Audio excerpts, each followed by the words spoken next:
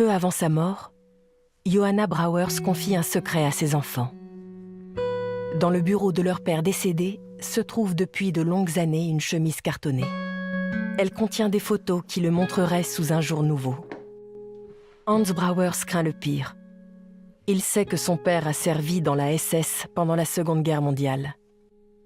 Mais les images qu'il découvre en dressent un tout autre portrait.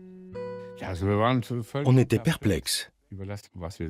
On ne le reconnaissait pas, comme si c'était un étranger. La photo la plus étonnante le montrait assis sur le siège passager d'une voiture, pistolet mitrailleur à la main. C'était en Italie. Il semblait participer à une espèce de grande célébration et il était manifestement aux premières loges.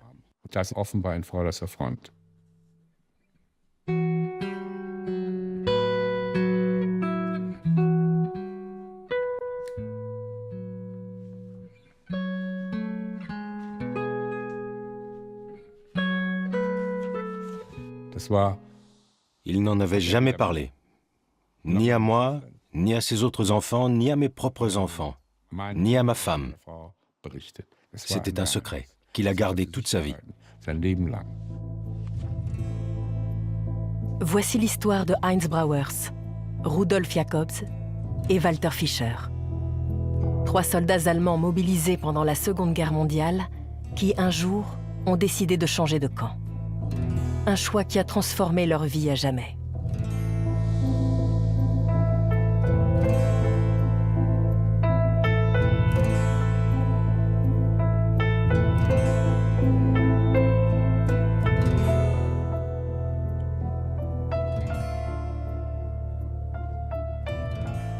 Italie du Nord, fin de l'été 1943, entre le piémont des Alpes et la plaine du Pô.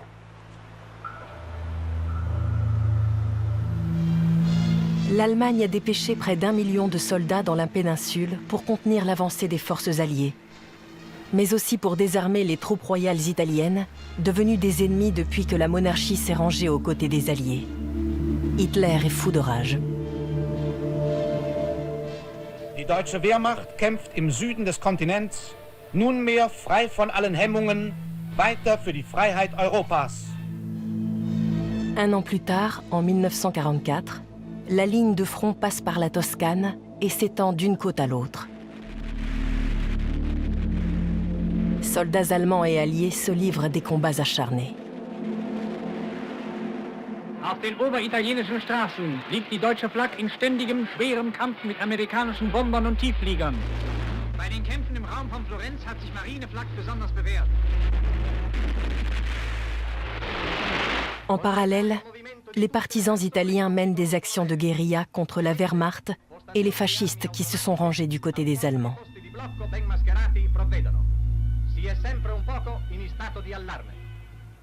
De plus en plus d'unités sont massées sur la ligne de front.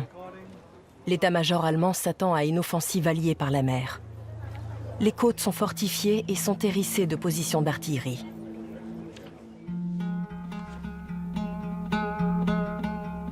Rudolf Jacobs est un soldat sur le front italien. Originaire de Brême, il a débuté sa carrière professionnelle dans la marine marchande durant les années 1930, avant de faire des études de génie civil. Il est marié et père de 2 fils lorsqu'à l'automne 1943, il est envoyé dans le petit village côtier de Lerici pour superviser la construction des fortifications.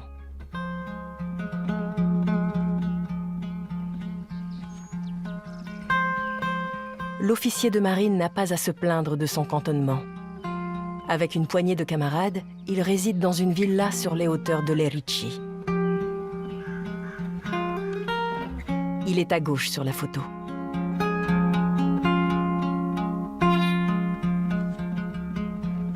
Claudia Höft est la petite fille de Rudolf Jacobs. Accompagnée de son beau-fils, elle s'est lancée sur les traces de son grand-père en Italie. La villa est actuellement transformée en musée, mais les meubles de l'époque sont toujours en place.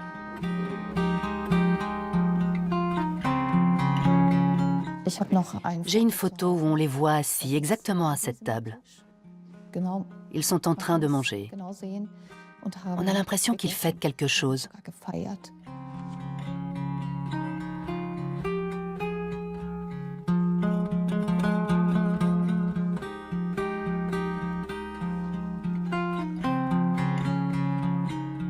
Ça me questionne énormément. Qu'est-ce qu'ils pensaient? Ils sont arrivés en conquérant, ils ont réquisitionné cette belle villa, ils devaient se sentir forts et puissants. Ils étaient les maîtres, en tout cas, c'est ce qu'ils croyaient. J'ai du mal à voir la beauté ici. Je pense au contexte, aux raisons pour lesquelles ces hommes, dont mon grand-père, sont venus s'installer ici. Et ça, c'est tout sauf beau.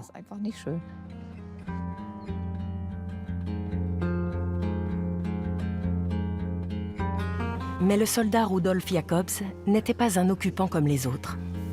À Lerici, on se souvient de cet homme qu'on appelait le buon tedesco, le bon allemand.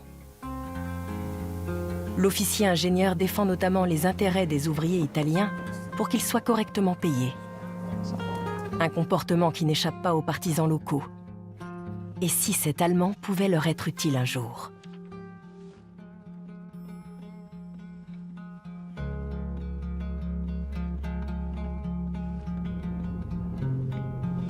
Joachim Fischer a toujours eu une relation difficile avec son père, Walter. Il est en Italie pour en apprendre plus sur lui et peut-être s'en rapprocher un peu.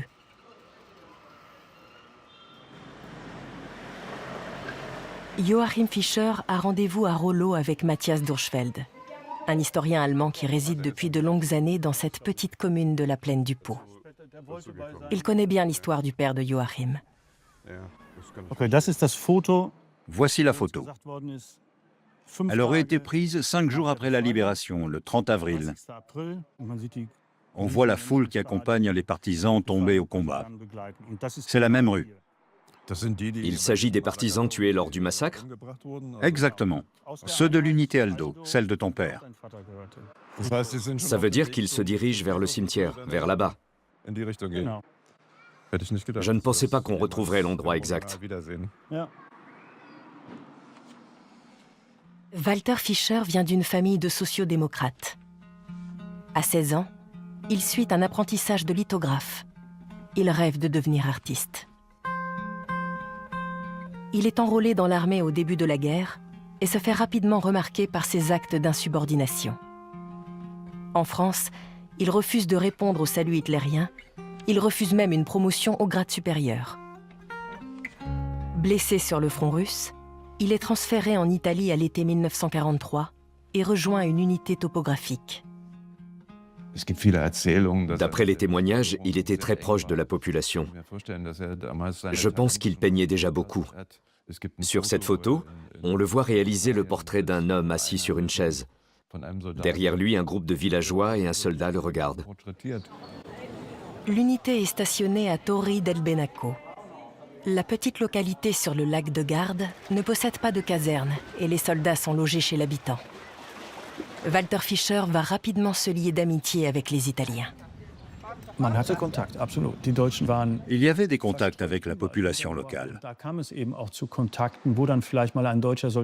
Comme il n'y avait pas de caserne, les soldats prenaient leur repas dans les auberges.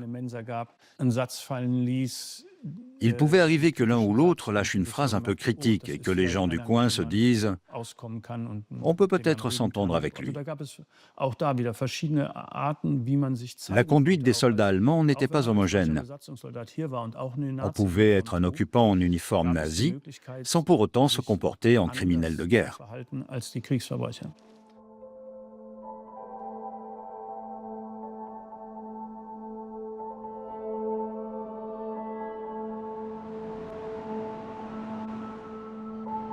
Hans Brauers cherche également à retracer le parcours de son père en Italie. Tout ce qu'il sait, c'est qu'il était à Turin pendant la dernière année du conflit.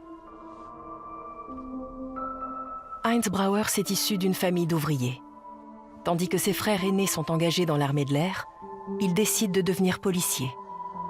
Son père l'y encourage en lui disant qu'ainsi, il sera assuré de garder son emploi une fois la guerre terminée.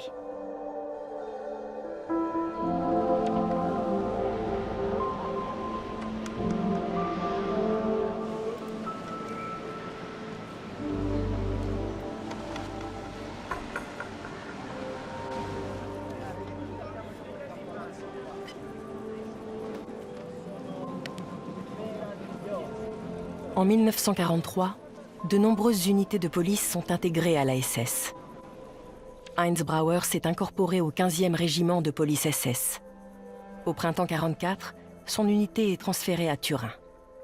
Sa mission ? Combattre les partisans avec l'aide des fascistes italiens. Dans le jargon nazi, on appelle cela la lutte contre les bandits. Der Kampf gegen Banden hat seine eigenen Methoden. Hinter großen Felsbrocken haben sie ihre letzte Zuflucht gesucht. Nun, da ihnen der Weg abgeschnitten ist, nehmen sie die Hände hoch und ergeben sich.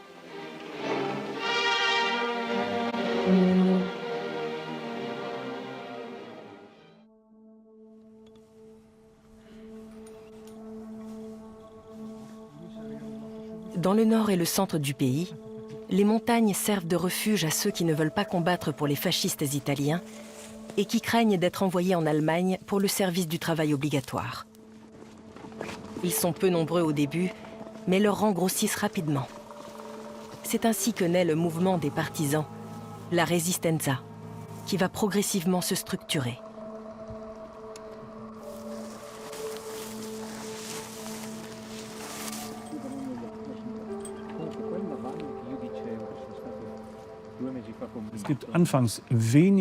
Au début, on compte quelques petits groupes de partisans, essentiellement dans le centre et le nord. Ils affichent des idéologies très diverses. Il y a des royalistes, des catholiques et le groupe qui se désigne comme partisan communiste et qui va devenir prépondérant. Beaucoup de personnes décident de rejoindre la Resistenza et partent dans les montagnes. À partir du printemps et de l'été 1944, le mouvement devient vraiment conséquent et il va compter plusieurs centaines de milliers de combattants à la fin de la guerre. Il est très difficile de donner des chiffres précis parce que la notion de partisan est relativement floue. À partir de quand fait-on partie du mouvement? Il est délicat d'établir des statistiques.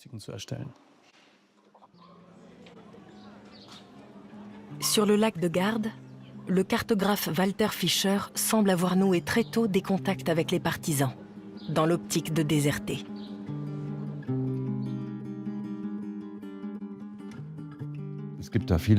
J'ai entendu beaucoup de choses. Je crois qu'il transmettait des plans aux partisans avant même de les rejoindre. Il n'était donc déjà pas d'une grande fidélité à la Wehrmacht. Et puis, il y a eu un incident à Torri del Benaco. L'armée a voulu le mettre en prison, mais il y a échappé en se portant volontaire pour le front. C'est peut-être lié à sa désertion. Il est difficile d'établir les faits avec certitude. Mais Walter Fischer a laissé un certain nombre d'écrits où il évoque ses souvenirs. Malgré des mises en garde répétées, j'avais refusé de traiter les Italiens en ennemis, ce qui m'a valu une sanction de 14 jours d'arrêt à la forteresse de Vérone. Mais il y a eu un retournement de situation. Le sergent-chef d'artillerie m'a conseillé de déclarer par écrit que j'étais prêt à me rendre sur le front, ce qui aurait pour effet de lever ma sanction. J'avais enfin l'occasion de tagliare la corda, de prendre la poudre d'escampette. À peine avais-je fourré l'uniforme dans mon sac à dos et mis des vêtements civils que j'ai entendu des voix d'enfants à proximité. « È travestito » il s'est déguisé. J'ai pu constater que le service de renseignement des partisans fonctionnait bien.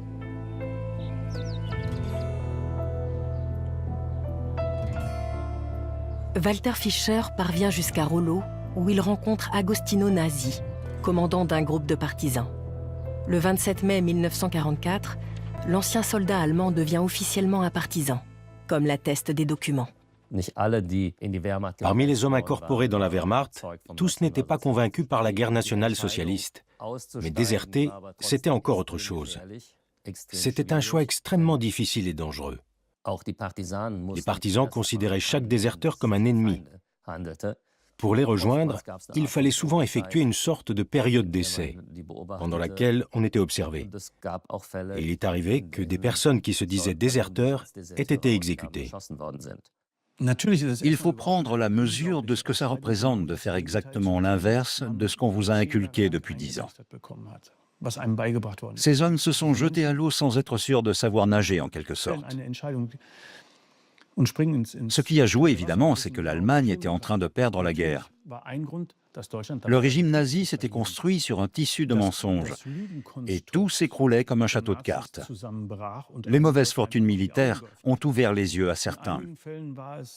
Ce qui a pu jouer pour d'autres, c'est les amitiés qu'ils avaient nouées avec la population civile italienne qui souffrait terriblement de l'occupation allemande.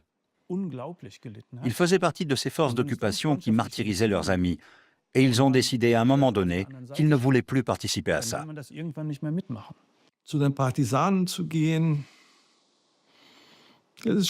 Rejoindre la résistance, ce n'est pas anodin. C'est une décision difficile, parce que la vie des partisans était dure et très risquée. Et les déserteurs avaient parfaitement conscience de ce qui les attendait s'ils se faisaient capturer par les Allemands. Ils étaient exécutés. À partir de l'été 1944, l'armée allemande mène des opérations de plus en plus brutales contre la population civile. Le 19 août, des hommes de la 16e division SS débarquent dans le village de San Terenzo Monti pour une action de représailles. Roberto Oligieri raconte à Claudia Höft ce qui s'est passé lors de cette journée fatidique. Tout a commencé dans la trattoria de son père.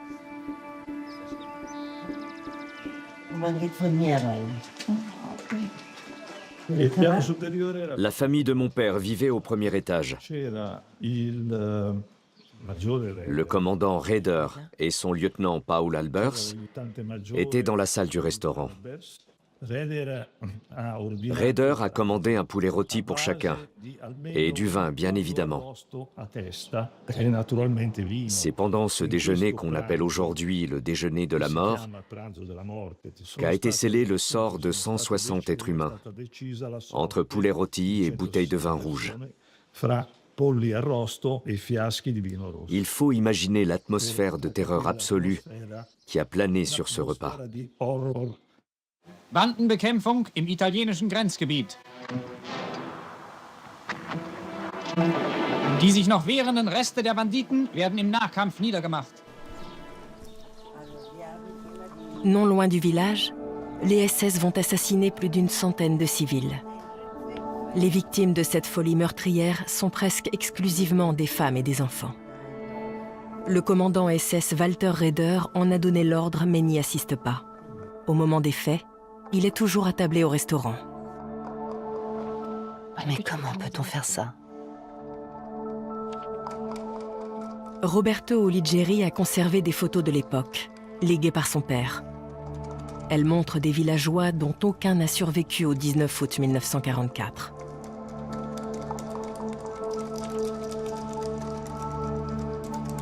Les coupables, ce sont ces SS au visage d'enfants. Tout au long de l'été 44, ils ont assassiné plus de 1000 femmes et enfants rien que dans les environs du village. Seule une infime minorité de ces SS aura à répondre de ces actes devant la justice.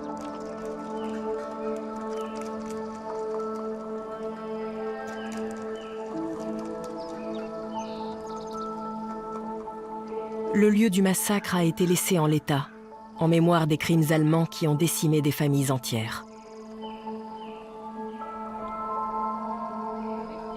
Les noms des victimes sont inscrits sur une stèle.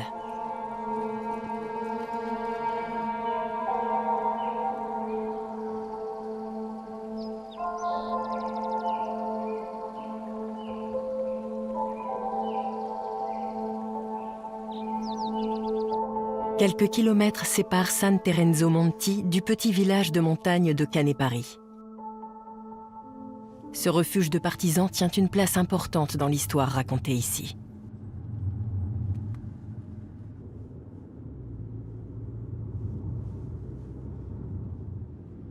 Les Italiens fêtent la libération de leur pays le 25 avril.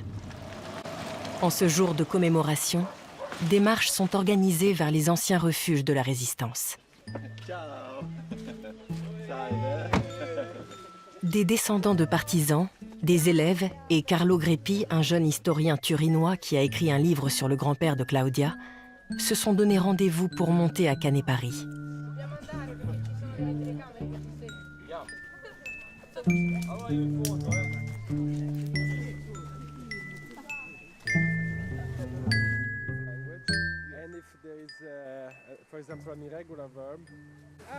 Il y a 80 ans, les partisans y ont caché un Allemand, Rudolf Jacobs. Cette journée lui est tout particulièrement dédiée. Ciao, bella, ciao, ciao, ciao.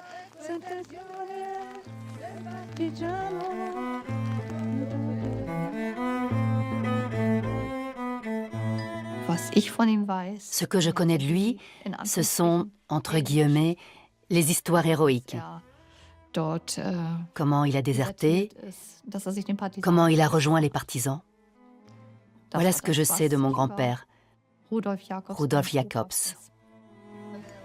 Rudolf Jacobs est porté disparu au début du mois de septembre 1944. Son supérieur écrit qu'il a probablement été enlevé par des partisans, mais garde l'espoir de le retrouver. En réalité, il a déserté. Il vit caché dans une famille le temps que les partisans vérifient ses intentions. Quelques semaines plus tard, il est emmené à Canet-Paris où il intègre leur commando. Rudolf Jacobs est désormais un des leurs.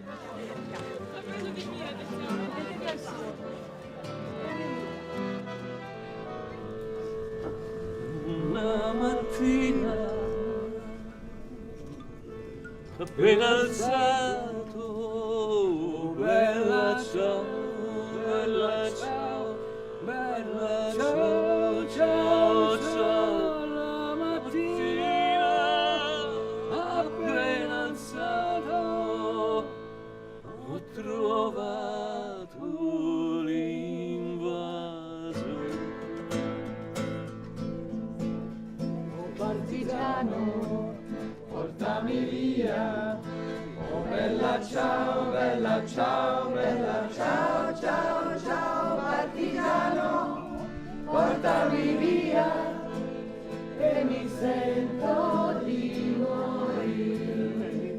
E questo è il fiore del partigiano, oh bella ciao, bella ciao, bella ciao, ciao, ciao, e questo è il fiore del partigiano morto per la libertà. E questo è il fiore del partigiano morto per la libertà.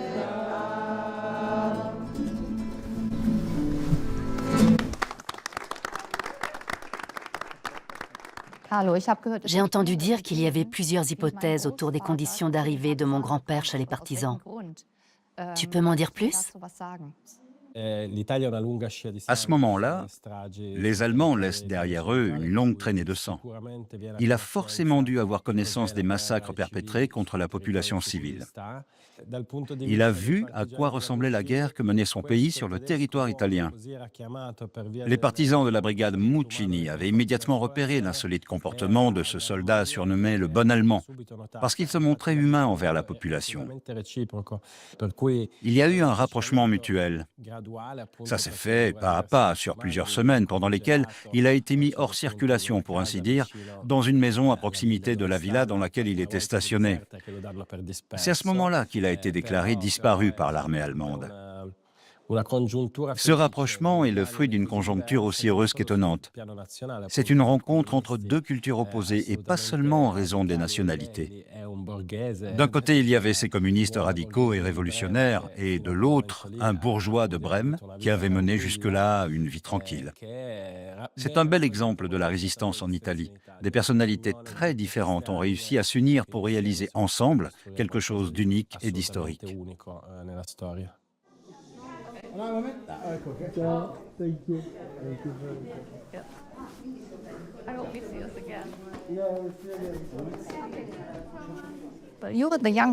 Vous, les jeunes, vous avez une grande responsabilité envers votre pays. Vous votez. Je vous remercie pour tout. Heinz Brauers a également dû assister à des crimes horribles perpétrés par son unité à l'été 1944. Les souvenirs l'ont hanté pour le restant de ses jours. Il en parlera même à ses enfants.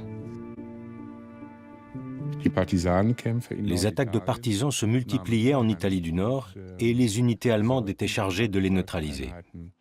Comme mon père l'a formulé un jour, la mission était de buter des partisans. Mais il a pris soin de nous dire que lui-même n'avait jamais tué quelqu'un. Il considérait les Italiens comme un peuple innocent et intègre. Il était contre cette répression féroce. Et il n'a jamais compris pourquoi elle avait été mise en œuvre.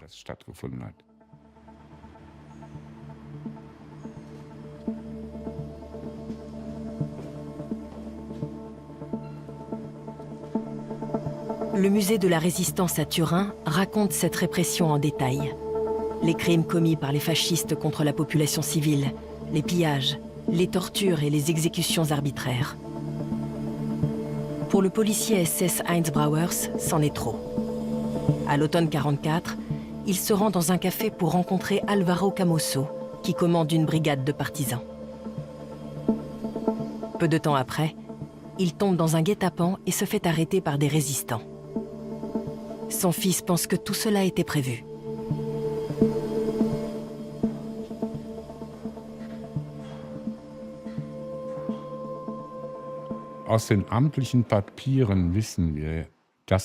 D'après les documents officiels, nous savons qu'il a été interpellé par Alvaro Camosso à la suite d'une opération allemande à Turin qui a mal tourné. Le commandant a dit à ses hommes « Sauvez-vous, chacun pour soi ». Et juste à ce moment-là, comme par hasard, des partisans sont apparus. Mon père et son camarade Hans Jürgens ont été amenés dans le véhicule d'Alvaro. Ils ont eu une conversation et mon père, comme son camarade, a déposé son fusil sur la banquette arrière, mais en disant « Je dépose mon fusil, mais mon pistolet reste à ma ceinture ». Il s'est mis à son service, mais d'égal à égal, comme on dit. Ainsi, en novembre 1944, Heinz Brauers et son ami rejoignent officiellement les rangs de la brigade communiste Leo Lanfranco. Tout cela est bien documenté. Et pourtant, des questions restent ouvertes. Barbara Beruti, professeure d'histoire à l'université de Turin, propose quelques pistes d'explication.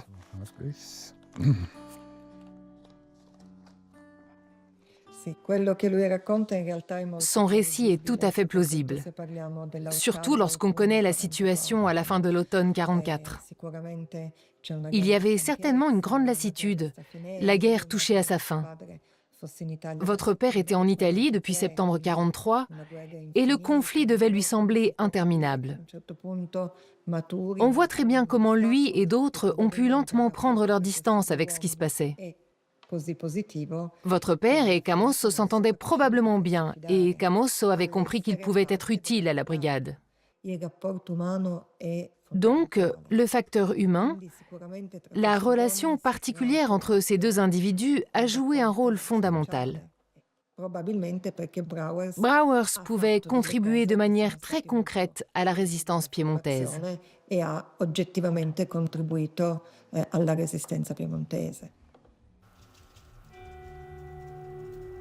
Tandis que Brauers rejoint les partisans à Turin, Rudolf Jacobs s'apprête à diriger une action de guérilla. Au petit matin du 3 novembre, il va descendre de Canepari pour attaquer un hôtel où logent des fascistes italiens dans la petite ville côtière de Sarzana. C'est une mission suicide. Son commandant tente de l'en dissuader, mais Rudolf Jacobs, qui n'a jamais combattu avec une arme de sa vie, ne veut rien entendre.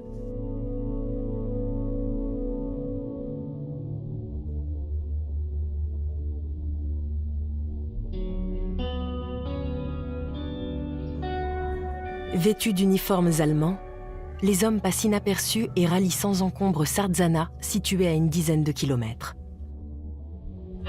À l'approche de l'hôtel, Jacobs prend la tête du groupe et lance l'assaut. Mais son arme s'enraye alors que les fascistes ouvrent le feu. Jacobs est mortellement blessé.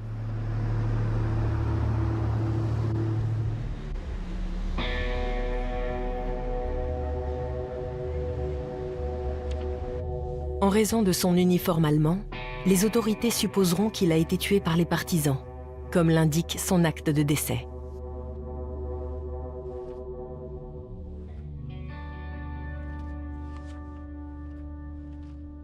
Mais ses camarades de Canet-Paris savent ce qu'ils lui doivent.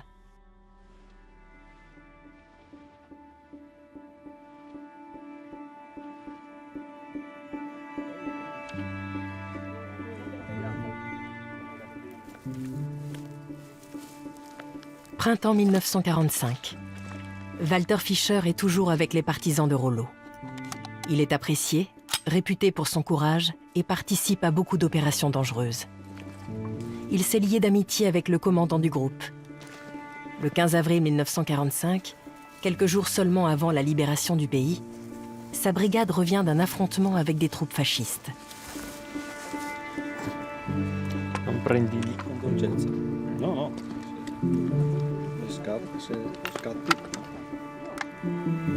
À la tombée du soir, le groupe se disperse pour passer la nuit. Une poignée d'hommes se cache dans une ferme non loin de Rollo.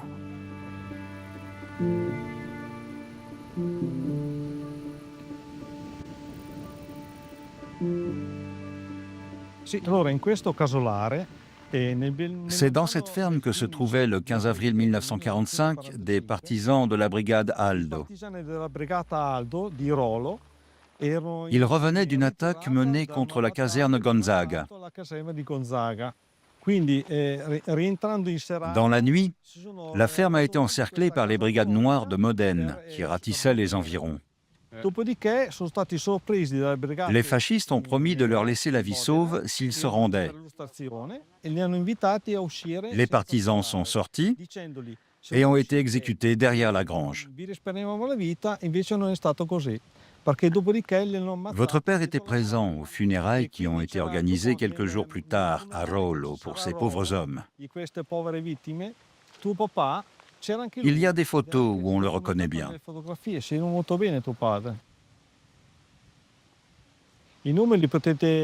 Sur la stèle, on a inscrit les noms de guerre des victimes. Zorro, Jim, Lauri, Bobby, Carnera et Russo. Voilà leur histoire.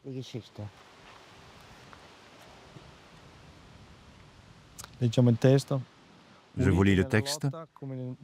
Unis dans la lutte comme dans le sacrifice suprême, pour un monde de justice et de liberté, ils ont été sauvagement massacrés le 15 avril 1945. Ils ont contribué à libérer le pays, mais sans en bénéficier eux-mêmes.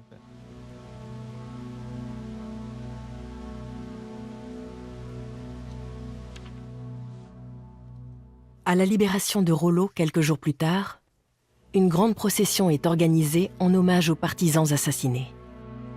C'est à Walter Fischer que revient l'honneur de porter la couronne mortuaire.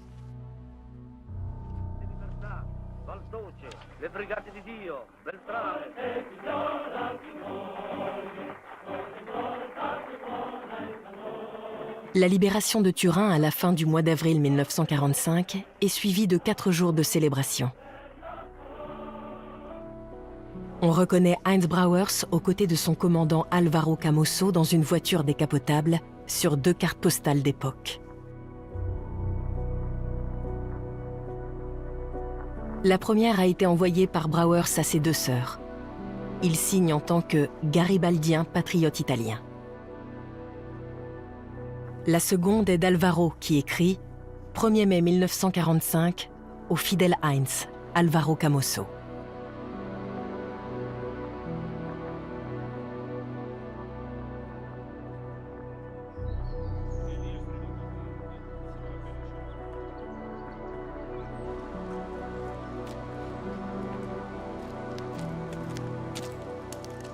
La guerre est enfin terminée, mais pour Heinz Brauers, le temps des incertitudes commence.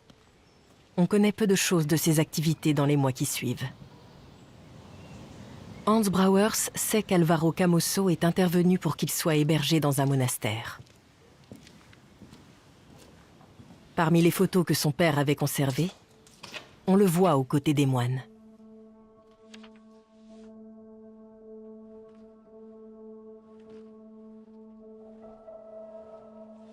Heinz Brauers va rester plus d'une année dans ce monastère où il travaille comme jardinier. À l'automne 1946, il retourne finalement en Allemagne, non sans une certaine appréhension. Il a entendu dire qu'il n'était pas le bienvenu en tant qu'ancien partisan, contrairement aux nombreux criminels de guerre qui ont repris leur vie d'avant comme si de rien n'était. L'histoire de la poursuite des crimes nazis dans l'après-guerre est aussi une histoire de l'absence de poursuite. En ce qui concerne les crimes et les massacres commis en Italie, il n'y a pratiquement eu aucune poursuite. Il y a seulement eu 3 ou 4 procès en Allemagne, pour une seule condamnation effective.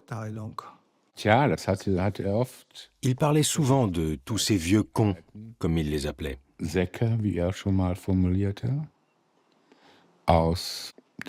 Ceux qui étaient tranquillement passés du régime nazi au nouveau système. Il était écœuré de constater que ces vieux cons s'en sortaient mieux dans leurs nouvelles fonctions que tous ceux qui avaient refusé de se rallier au slogan d'Hitler.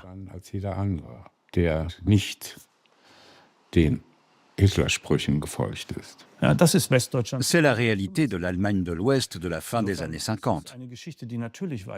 On est dans une forme de continuité historique.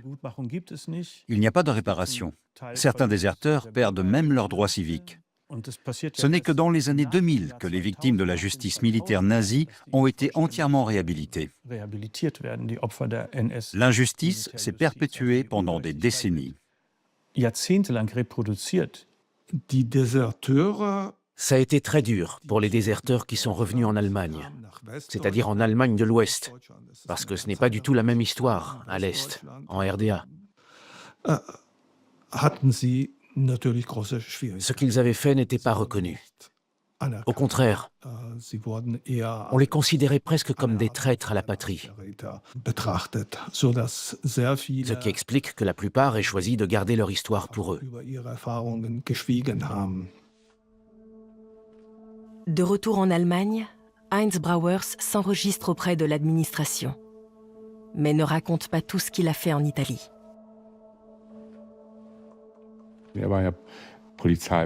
Comme il était déjà policier avant la guerre, il a réintégré les services. Il avait très peur de se faire radier si on apprenait qu'il avait déserté et qu'il était passé dans l'autre camp.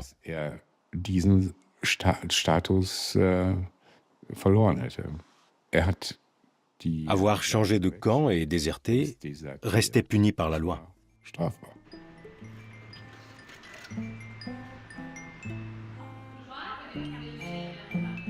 Walter Fischer veut également rester en Italie. Ses camarades parviennent à convaincre l'Association nationale des partisans de prendre en charge les frais pour qu'il puisse étudier à l'Académie des Beaux-Arts de Modène.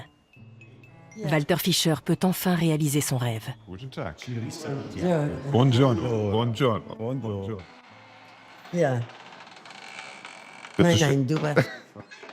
Le directeur de l'Académie a retrouvé des documents d'époque. On va voir ses résultats. Aïe.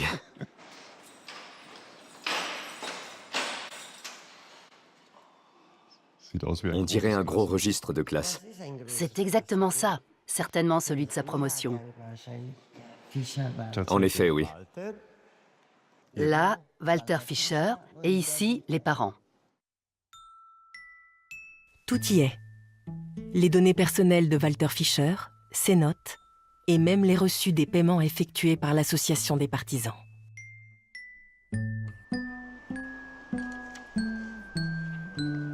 C'est super que vous ayez gardé ça. Incroyable.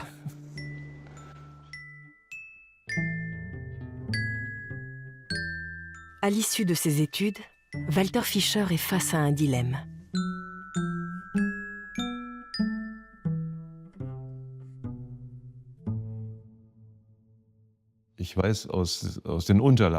D'après les documents, je sais qu'il aurait aimé rester ici, mais ce n'était pas possible.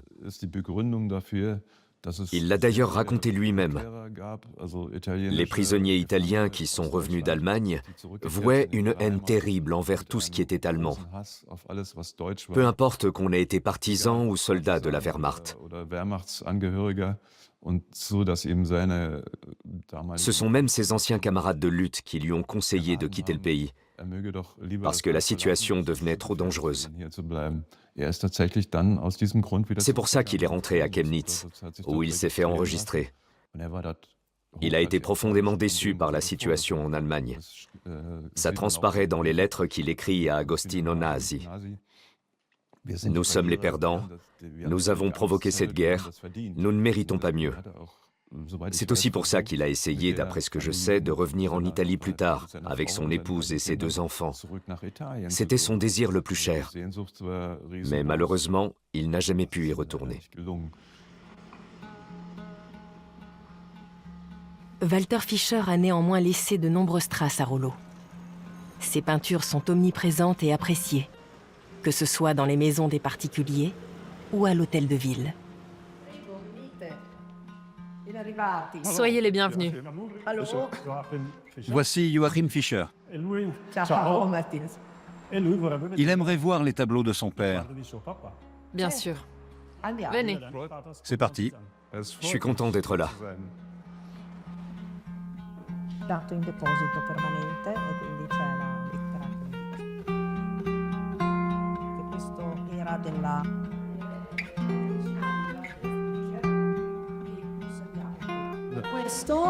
Celui-ci nous a été donné il y a 2 ans seulement, 2 anni fa par une dame qui l'avait hérité de ses parents. dai genitori Das ist vor 2 Jahren angekommen. ed è un acquerello. C'est une aquarelle qui date de l'après-guerre. E raffigura una casa. Il a logé quelque temps dans cette maison à la campagne. Ospitato, Walter, Dans l'encadrement de porte, c'est la fille de ses hôtes. casa. Il logeait dans cette maison après la guerre. Ce tableau était peut-être une manière de remercier ses hôtes pour leur accueil. Für die Gastfreundschaft, indem seine Bilder verschenkte. Très intéressant. Celui-ci appartenait à Agostino Nasi. Sa famille l'a légué à la ville après sa mort. Famiglia. Ce tableau était chez Agostino Nasi. Il date de 1972. 1972, exactement. Ai tempi lontani, aus alten Zeiten. Souvenir d'un temps lointain de la part de ton ami Walter, 1972, Karl-Marx-Stadt. C'est passionnant. Je remercie la commune de Rollo de conserver ses œuvres. Für uns ist nach wie vor auch Walter Fischer eine wichtige Walter Fischer reste une figure importante pour nous, même pour ceux qui ne l'ont pas connu. Lange andauernde Freundschaft. Il a entretenu des liens durables avec Agostino Nasi, qui incarnait la conscience morale de notre communauté. C'était le sage, le dépositaire de notre mémoire collective. Du fait de leur longue amitié, une partie de son prestige a rejailli sur Walter Fischer.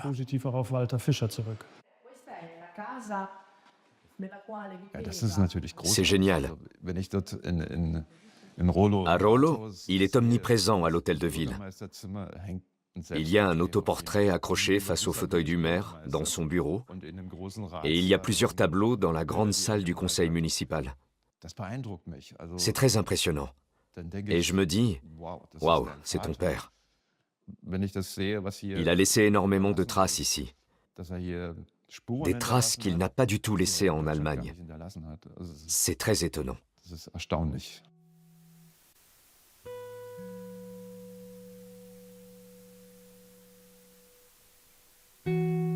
Tandis que la famille de Rudolf Jacobs pense qu'il a été tué par les partisans, comme l'indique son acte de décès, les habitants de Sarzana célèbrent un héros. Au lendemain de la libération, il est inhumé dans la crypte du mémorial des partisans, au même titre que ses camarades italiens.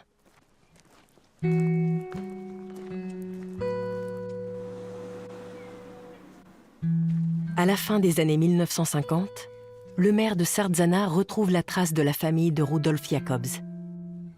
Invité en Italie, sa veuve et ses enfants apprennent enfin toute la vérité sur sa mort. Mais en Allemagne, cette vérité doit rester cachée. Mon père m'a raconté que le sujet était tabou parce que ma grand-mère avait peur de perdre sa retraite de veuve de guerre.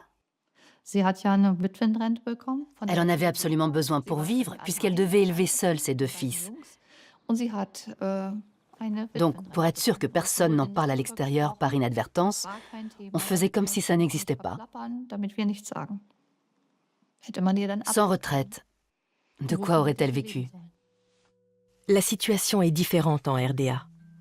Le partisan allemand Walter Fischer y est considéré comme un héros de la lutte antifasciste. Il existait en RDA une association des persécutés du régime nazi.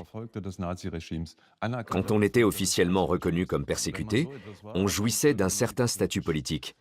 On bénéficiait de privilèges, on était quelqu'un à part. Une de mes tantes, c'est-à-dire une des sœurs de mon père, m'avait dit un jour « Si tu postules quelque part et que tu donnes ton CV, n'oublie pas de mentionner ce qu'a fait ton père. » J'ai très facilement obtenu une place à l'université, par exemple. Ça ouvrait des portes. Avoir un père qui avait été persécuté par le régime nazi, c'était quelque chose.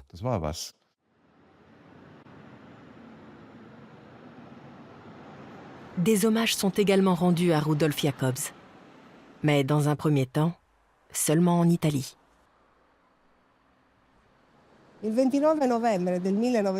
Cette stèle en mémoire de Rudolf Jacobs a été posée le 29 novembre 1953. Comme ça se faisait à l'époque, la municipalité a voulu placer la stèle à l'endroit exact où il avait été tué. On procédait de la même manière pour tous les partisans. Ceci afin que les citoyens de la ville ne les oublient jamais. En plus de ça, Rudolf a été nommé citoyen honoraire de Sarzana à titre posthume.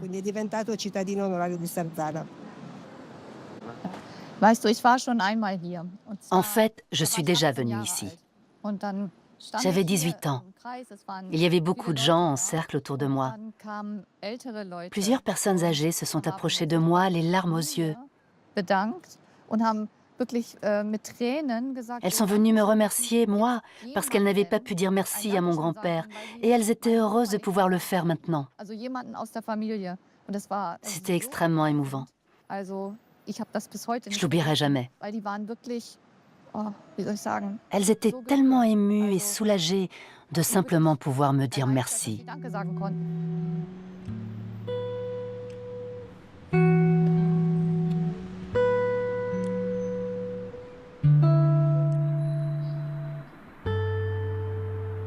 Depuis quelques années, sa ville natale de Brême lui rend également hommage. Dans son ancien lycée, un projet d'élèves se consacre à la conservation de sa mémoire en organisant des voyages à Sarzana et en invitant ses descendants.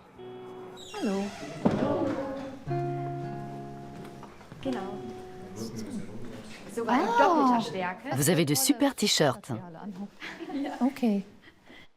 Je suis la petite fille de Rudolf Jacobs et voici mon beau-fils qui représente donc la génération suivante.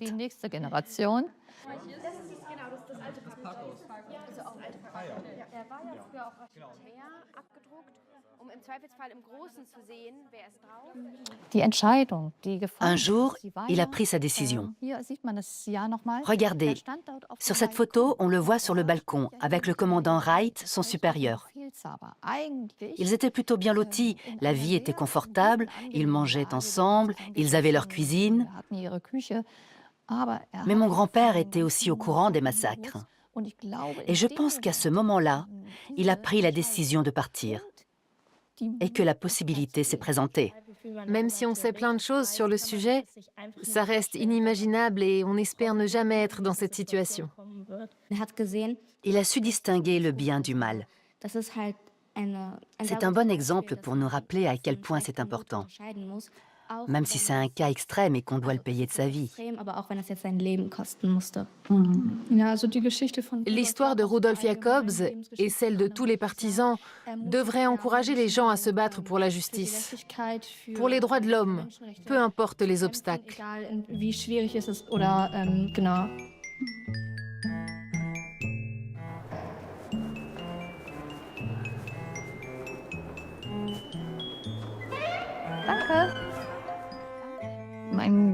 L'héritage de mon grand-père a parfois été lourd à porter pour moi.